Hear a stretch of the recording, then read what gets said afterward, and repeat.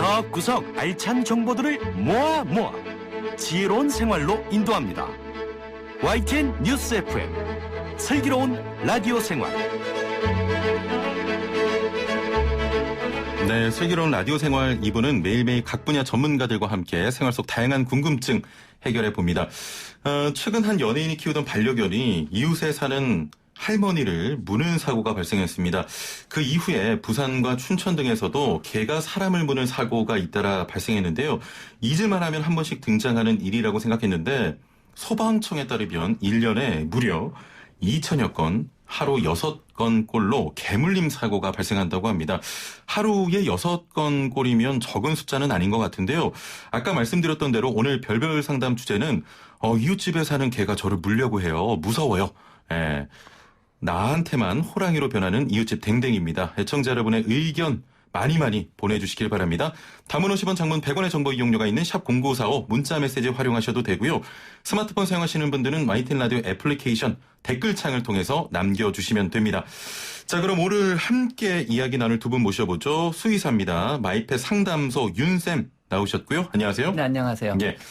이분은 모든 주제에 다 나오시네요. 6마리 반려견과 함께 살고 계신 단국대 의과대학 서민 교수와 함께합니다. 안녕하세요. 네, 애견 전문가 서민입니다. 지난 시간에 또 야구 전문가고 예. 네, 이번엔 애견 전문가로 먹고 살기 어려워서 그렇습니다. 일단 먼저 여쭤볼게요. 반려동물과 함께 살고 계시죠? 네, 그렇습니다. 예, 혹시 몇 마리 키우십니까? 고양이 6마리, 강아지 1마리 지금 현재 키우고 있습니다. 예, 그렇군요. 서민 교수님도. 저는 강아지 6마리 키우고 있습니다. 근데 고양이들은 키우기 쉬우니까 고양이 6마리는 강아지 한 2마리 정도로 쳐야 됩니다. 고양이 6마리 키우기 어렵습니다. 어렵습니까? 무슨 소리 하십니까? 죄송합니다. 두 분 벌써부터 이렇게 별 주제도 아닌데 누가 보면 정치권에서 싸우는 줄 알겠습니다. 지금 유튜브로 윤쌤님 팬들이 좀 동원이 된 것 같습니다. 미사하게 미사미님, 호불호 TV님. 지금 응원하고 계신데 지인분들이신가요? 아니, 알바비로. 알겠습니다. 시작부터 재밌고요. 오늘 사실 반려인들에게는 무거운 주제입니다. 개물림 사고와 관련한 내용 몇 가지 좀 이야기해 보겠습니다. 공익 광고에도 나오던데 개 주인은 우리 개 진짜 순둥이에요 하는데 이웃들은 호랑이 같다 이렇게 말합니다. 먼저 어떻게 생각하십니까? 일단은 내 강아지가 순둥이라고 말하는 것 자체가 일단 잘못된 전제예요. 나한테는 순둥이일 수 있지만 상대한테는 어떻게 될지 모르는 거거든요.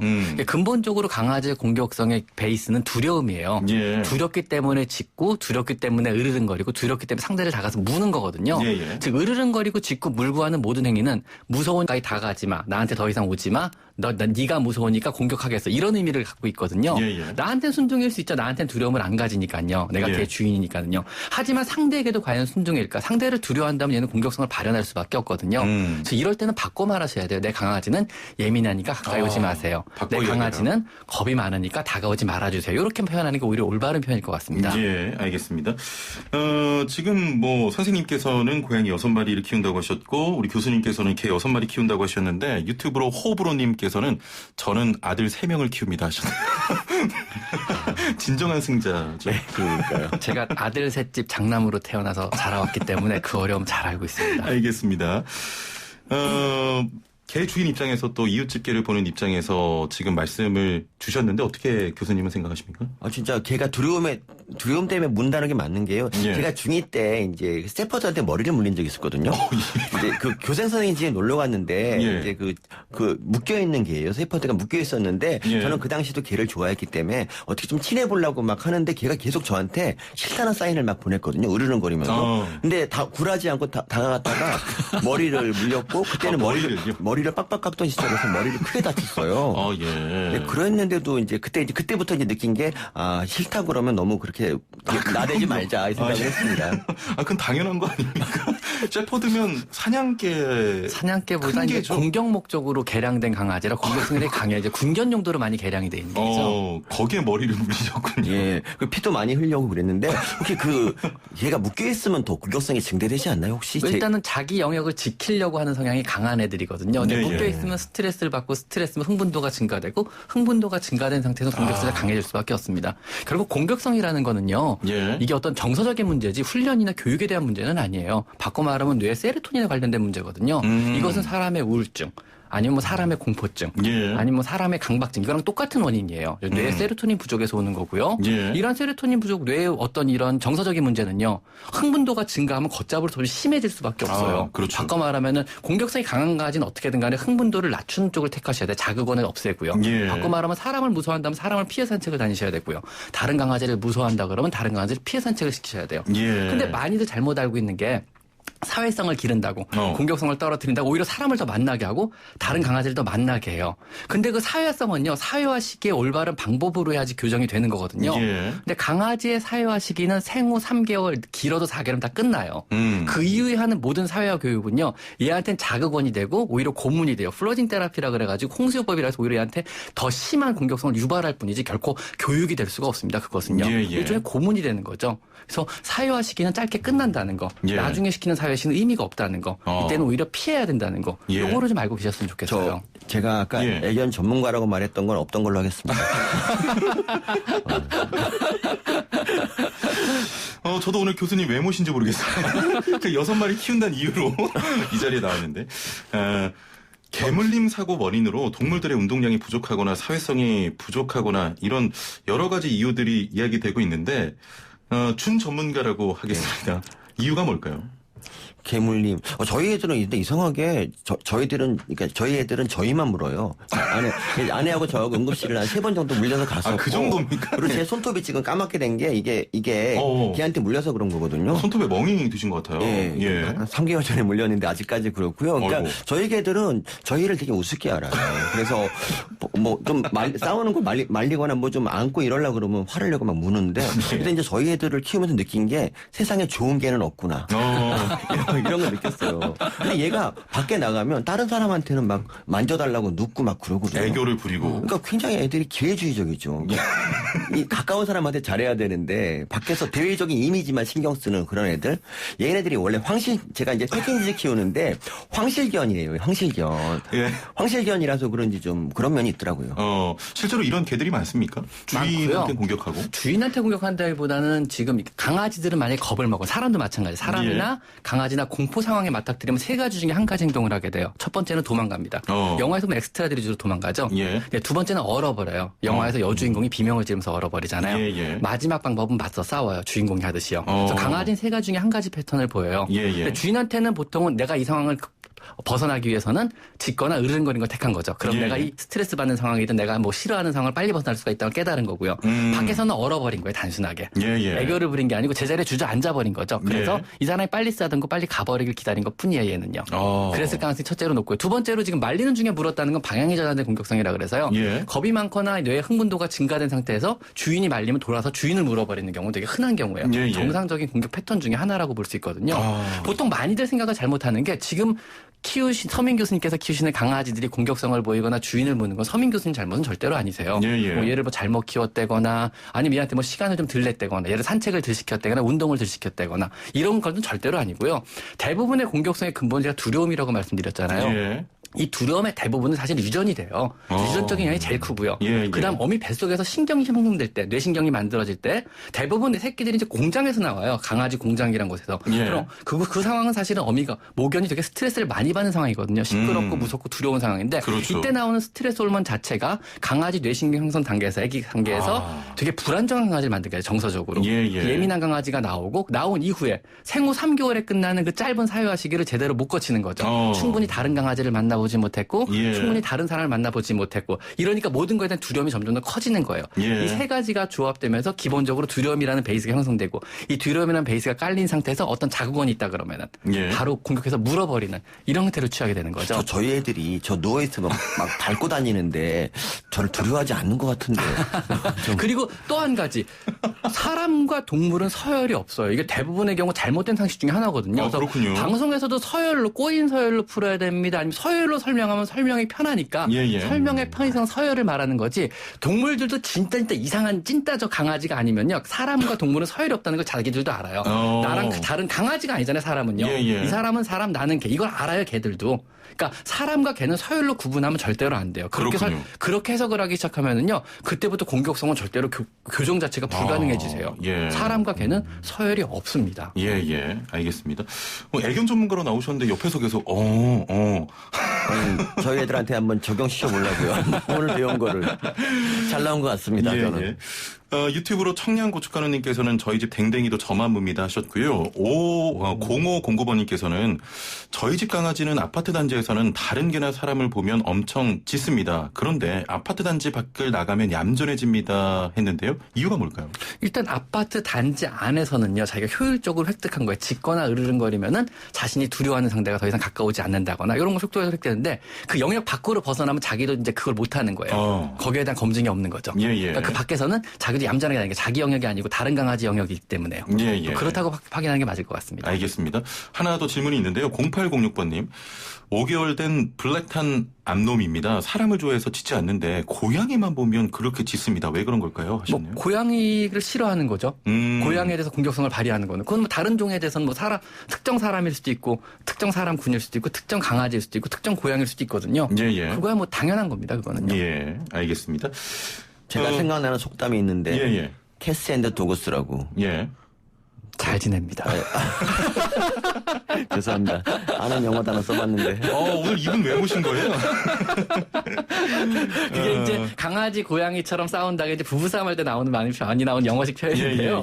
사실은 강아지랑 고양이는 우리가 옛날에 봤던 만화 영화랑 달리 상당히 잘 지내요. 서로 사이가. 왜냐하면 영역권이 서로 달라요, 완전히. 강아지랑 고양이는 서로 이제 먹이도 다르고, 영역권도 다르고, 생태도 다르기 때문에 서로 무시하고 잘 지내요. 근데 강아지끼리는 영역권이 겹치니까 서로 싸울 수가 있어요. 어떤 특정 경쟁을 해야 되는 상대니까요. 고양이랑 고양이끼리도 마찬가지예요. 영역권이 겹치면 싸울 수 있는데 강아지랑 고양이는 의외로 서로의 영역권이나 경쟁 대상이 겹치지 않기 때문에 의외로 잘 지내요. 아니 제가 동물병원 한번 데려갔는데 거기 키우던 고양이가 숨어 있다가 후드려 패던데요. 우리 강아지를 깜짝 놀랐어요. 후드려 팬다니요? 아니 손으로 딱 얼굴 때리는데. 알겠습니다. 자, 오늘 반려견 관련한 여러 가지 상담 받습니다. 단문 50원, 장문 100원의 정보 이용료가 있는 샵 0945, 우물정 0945번 이용하시면 되고요. 애플리케이션 댓글창, 유튜브 댓글창을 통해서도 여러분의 반려견에 관한 여러 가지 고민들 저희가 답변해드리도록 하겠습니다. 기다리고요. 만약 낯선 그리고 화난 강아지와 마주쳤다면 당장 어떻게 좀 대처하십니까? 저는 일단 벌렁 누워서 이렇게 좀 제가 공격성이 없다는 걸 보여주는 게 제일, 그러니까 상대가 큰 화난 강아지를 보면 누우십니까? 아니, 그러니까 다리가 짧은 강아지면 도망가고요. 좀 크다 그러면 벌렁 누워서 이렇게 뭔가 누우는 게 중요하죠. 그러니까 애들이 눈높이를 맞춰야 돼요. 걔하고. 눈높이를 맞춘다. 좋은 방법이죠, 선생님. 일단 기본은 정확하게 알고 계세요. 상대의 흥분도를 낮추는 건 정확히 맞습니다. 무슨 얘기냐면 상대는 지금 나를 두려워하기 때문에 더 이상 다가오지 말라고 신호를 보내고 있어요. 이 상황에서는 자극을 안 하는 게 제일 중요하거든요. 그러니까 눈을 마주치지 마시고 급작스러운 동작을 절대 하지 마시고 그냥 천천히 돌아서 갈 길 가시면 됩니다. 그런 거예요? 굳이 뭐 눈빛으로 제압한다거나 이럴 이유가 전혀 없어요. 눈빛으로 강아지 제압해서 뭐 하시게요? 뭐 두고 자랑거리가 되지도 않고요. 누울 필요까지는 없는 거예요. 없고요. 그냥 가던 길 천천히 가시면 됩니다. 어차피 더 이상 얘한테 다가갈 마음이 없다는 표시를 하고 나는 너를 더 이상 자극할 필요가 없다는 표시를 한다 그러면요. 강아지는 더 이상 공격하지 않습니다. 아니, 눈높이 마주쳐서 이렇게 보시다가 머리 물리신 거 아니에요? 그러니까 그런 거죠. 알겠습니다. 맹견에 대해서도 정부에서 입마개나 산책할 때 목줄이나 가슴줄 착용 등 규제를 하고 있습니다. 실제로 산책하실 때 어떤 좀 조치를 취하고 나가십니까? 저 같은 경우는 이제 6마리니까 그냥 개 놀이터에 데려가서 유료거든요. 그래서 거기 내려가서 그냥 풀어놓고 마음대로 이제 소변 냄새 맡고 뭐 SNS도 하고 이러라고 가는 거니까. 그냥 풀어놓고. 한 1시간 2시간 있으면 아주 애들도 행복해하고요. 저도 행복합니다. 그러니까 사실 개 놀이터가 좀 많아져야 되는 이유가 뭐냐면 개 놀이터가 많이 생기면 사람이 개하고 만날 이유가 없습니다. 그러니까 개 싫어하는 사람이 산책로에서 개 만날 때 힘들잖아요. 근데 둘 다 마찬가지인데 그때 개 놀이터가 많이 만들어진다는 거죠. 근데 안타깝게도 사람들이 이렇게 개 놀이터 만들면 내 세금으로 왜 그런 거 만드냐 되게 막 싫어하고 그러는데 그렇습니다. 사실은 그게 윈윈 전략이에요, 사실은. 그리고 개 키우는 사람들도 사실 세금을 내기 때문에 좀 그렇게 이해해 주면 좋겠습니다. 알겠습니다. 뭐 산책 팁 다시 한 번만 좀 설명해 주시겠습니까? 일단은 강아지 놀이터 풀어놓는 건 당연한 거니까 그건 상관이 없지만요. 일단 산책할 때 목줄은 당연히 하셔야 됩니다.